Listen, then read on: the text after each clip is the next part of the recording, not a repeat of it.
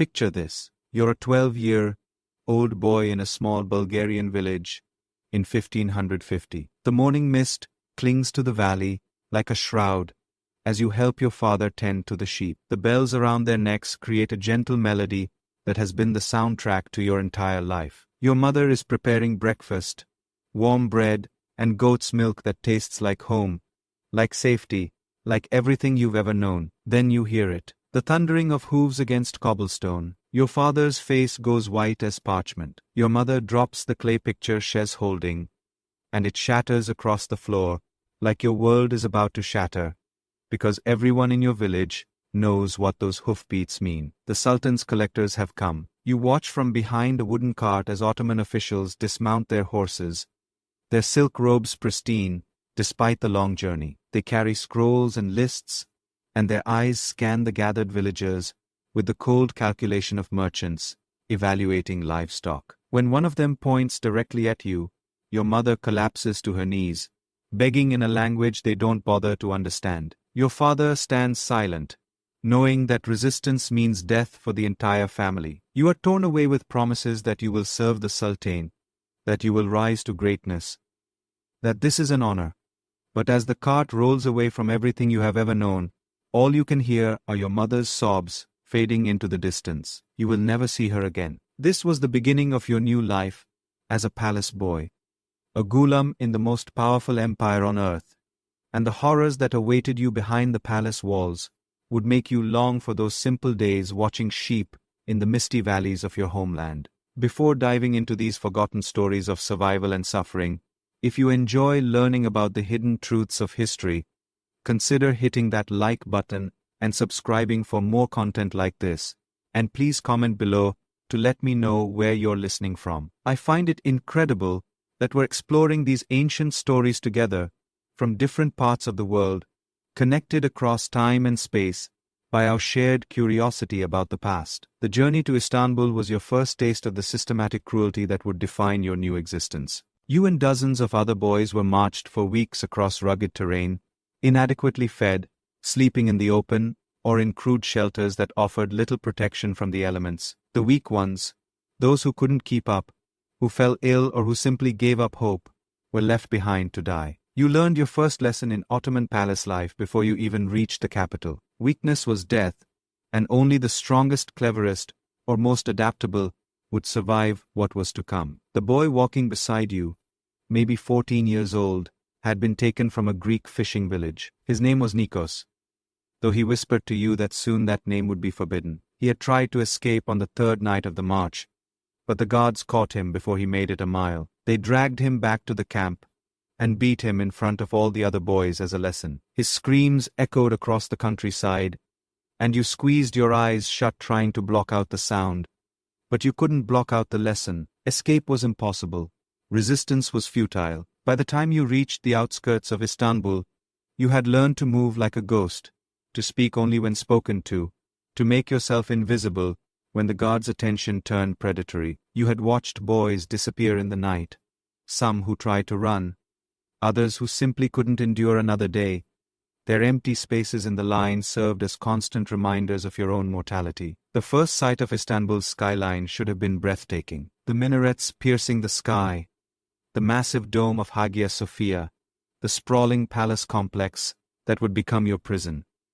But all you felt was a hollow dread settling in your stomach, like a stone. This magnificent city represented everything you had lost, and everything you feared you would become. Upon arrival in Istanbul, you faced your first selection. Ottoman officials divided the surviving boys into groups, based on their perceived potential. The process was humiliating and thorough. They examined your teeth like you were a horse, tested your reflexes, made you recite what little you knew of letters and numbers.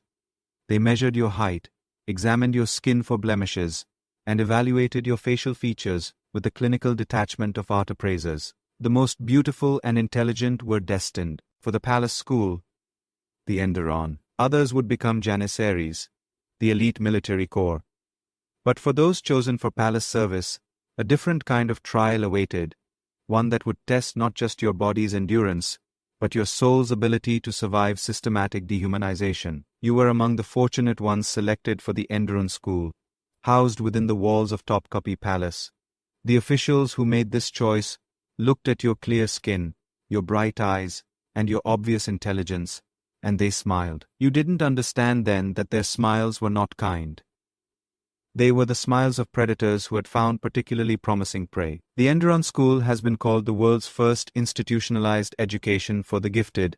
This description, while technically accurate, obscures the darker reality of what education meant for displaced boys like you. Yes, you would learn languages, Arabic, Persian, and Turkish. You would study mathematics, astronomy, literature, and law. You would be trained in music, calligraphy, and various crafts. But this education came at a price that extended far beyond mere academic rigors. The palace complex that became your world was a maze of marble corridors, ornate chambers, and hidden passages where danger lurked around every corner. You were housed in dormitories within the palace complex, separated from the outside world by layers of walls, guards, and protocol that made escape not just difficult, but unthinkable. The dormitory where you would sleep stretched before you like a marble tomb, lined with narrow beds covered in silk that felt like chains against your skin. Your first night in the dormitory, you lay awake, listening to the sounds that would become the soundtrack of your imprisonment. The soft sobbing of homesick boys,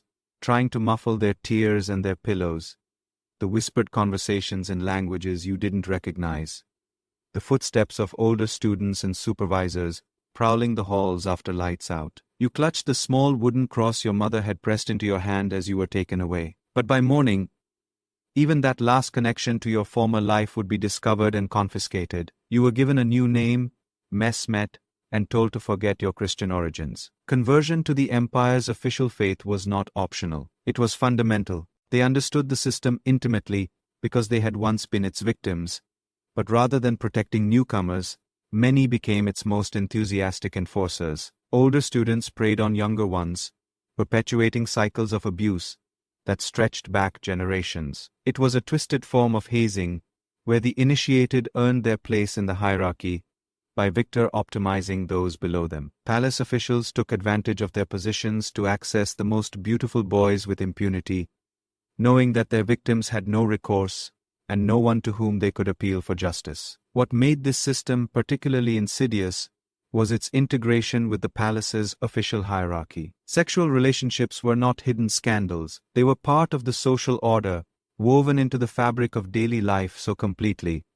But they seemed natural and inevitable. Boys who caught the eye of powerful patrons could find their careers accelerated, their studies easier, their lives more comfortable. Those who refused or displeased their superiors found themselves relegated to menial positions, subjected to harsher discipline, or simply disappeared from the palace rolls altogether. The psychological impact on boys like you was devastating and carefully calculated. Cut off from your family, stripped of your original identity, and thrust into a world where your body was seen as a commodity. You developed what we might now recognize as complex trauma responses. Some boys became manipulative and calculating, learning to use their sexuality as a tool for advancement and survival. Others withdrew into themselves, becoming hollow shells, who went through the motions of palace life, while their spirits died inside. You watched both transformations happen to boys around you. Dmitri, who had been taken from the same region as you, learned to smile and flirt with the older students and teachers. Within 6 months, he had new clothes, better food, and a private tutor for his language studies. But his eyes had gone dead, and he no longer spoke of home or family. When new boys arrived, he looked at them with the same calculating gaze that the officials had once turned on him. Stefanos, a Greek boy who had been a fisherman's son, took the opposite path. He refused all advances, endured beatings and punishment, and gradually faded into a ghost-like existence. He performed his duties mechanically, studied adequately, but without enthusiasm, and seemed to disappear a little more each day. One morning his bed was empty, and no one ever mentioned his name again. You tried to find a middle path, accepting some advances to survive, while maintaining some core of yourself that remained untouched. But the palace was designed to make such compromise impossible. Every day brought new tests, new choices between degradation and destruction. new ways that the system sought to remake you in its own image. European travelers who visited the Ottoman court occasionally glimpsed this hidden world, though their accounts were often filtered through their own cultural biases and limited understanding. A 16th-century Venetian ambassador noted the excessive fondness that palace officials showed for their young male servants, describing scenes that made him uncomfortable in the extreme. He wrote of seeing boys as young as 10 or 11 dressed in silk and jewels, attending to older men with a familiarity that suggested relationships that went far beyond appropriate master-servant dynamics. A French diplomat in the 17th century wrote more explicitly about what he witnessed during a palace reception. The young pages moved through the halls like beautiful birds in cages, their eyes downcast, but their bodies adorned for display. One cannot help but notice the possessive manner in which certain officials regard these children, nor the fear that flickers in the boys' eyes when their masters approach. The physical conditions of palace life compounded the psychological abuse in ways that were designed to break down resistance and create dependency. You lived in cramped dormitories with minimal privacy, where every moment was subject to surveillance and control. You were awakened before dawn for prayers you had been forced to learn, fed adequate but not abundant meals at precise times, and subjected to a rigid schedule that left no time for reflection or resistance. Punishments were common and creatively designed to humiliate and break spirits. Boys who violated rules, speaking their native languages, practicing old traditions, or sharing insufficient enthusiasm for their new lives, faced beatings, public humiliation, or isolation in chambers, barely large enough to lie down in. You witnessed a boy named Milos, who had been caught praying in the manner of his former faith, forced to stand naked in the courtyard for an entire day, while other students were encouraged to mock him. The lesson was clear: your old identity was not just forbidden, it was a source of shame. The palace's internal economy further complicated your situation and created additional layers of exploitation. You could earn small privileges through good behavior, academic achievement, or by pleasing your superiors in various ways. These privileges, better food, nicer clothing, more comfortable sleeping arrangements, access to books or musical instruments, became precious commodities in your restricted world. The system created a complex web of dependencies and loyalties that made resistance nearly impossible, and collaboration seemed like the only path to survival. You learned to navigate this economy with the calculating mind of someone much older than your years. You discovered that helping older students with their studies could earn you protection from their advances. You found that showing particular aptitude in certain subjects could gain you the attention of teachers who might shield you from the worst abuses. You realized that perfect obedience and visible enthusiasm for your new life could result in small freedoms that felt enormous in your circumscribed world. Some boys attempted escape, but the palace's location on a peninsula surrounded by water made this extremely difficult. Those who were caught faced severe punishment that was deliberately made public to deter others. You witnessed the return of a boy who had tried to flee by swimming across the Golden Horn. He was barely alive when they dragged him back, and the beating he received in front of all the students left him permanently injured. He lived as a warning to the rest of you, broken, barely functional, a living example of what happened to those who chose rebellion over submission. The few boys who managed to flee faced an even more daunting challenge. They had been in the palace so long, and their original identities so thoroughly erased, that returning to their former lives was impossible. Their families might not recognize them, their communities might reject them as traitors or converts, and they possessed few skills that would allow them to survive outside the palace system. Most who escaped were recaptured within days, but even those who remained free often found themselves adrift, and a world that no longer had a place for them. As you matured within the system, surviving through a combination of intelligence, adaptability, and carefully calculated submission, you faced new challenges and deeper corruption of your soul. The most successful students might eventually be appointed to high governmental positions, but this success came at the cost of perpetuating the very system that had abused them. You realized with growing horror that your teachers and supervisors, the men who had shaped and damaged you, had once been boys like you, taken from their families, and molded into instruments of imperial power. This recognition brought a terrible choice. You could resist the system and likely be destroyed by it, or you could embrace it fully and become one of its enforcers, selecting the next generation of boys, breaking them down and rebuilding them, maintaining the palace's hierarchies of power and exploitation. Many boys chose the latter path, finding it easier to become predators than to remain prey indefinitely. The graduation ceremony known as Chikma marked the end of your palace education and your entry into imperial service. After years of systematic abuse disguised as education, you emerged as a young man fluent in multiple languages, skilled in administration and diplomacy, trained in the arts and sciences.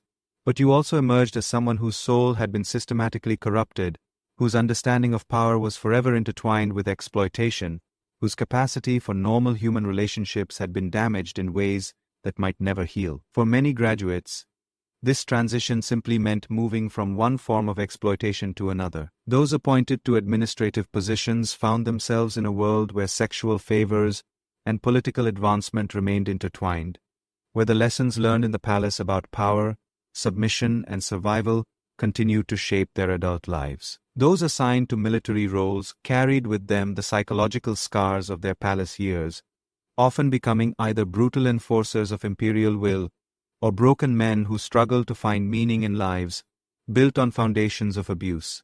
The Ottoman elite's attitude toward these practices was complex and carefully constructed to maintain the system while denying its most disturbing aspects. While official regulations prohibited many forms of abuse, the reality was that palace authorities turned a blind eye to behaviors that served their interests. The system produced capable administrators and loyal servants, which was its primary purpose. The human cost was considered irrelevant to its success, and any criticism was dismissed as ignorance of the empire's sophisticated methods of education and advancement. Contemporary Ottoman writers sometimes acknowledged the system's darker aspects while defending its overall value. 116th, first-century court historian wrote, "It is true that the palace school demands great sacrifices from its students, and that not all who enter emerge unchanged. But from this crucible of discipline and learning emerge the finest servants of the empire, men whose loyalty has been tested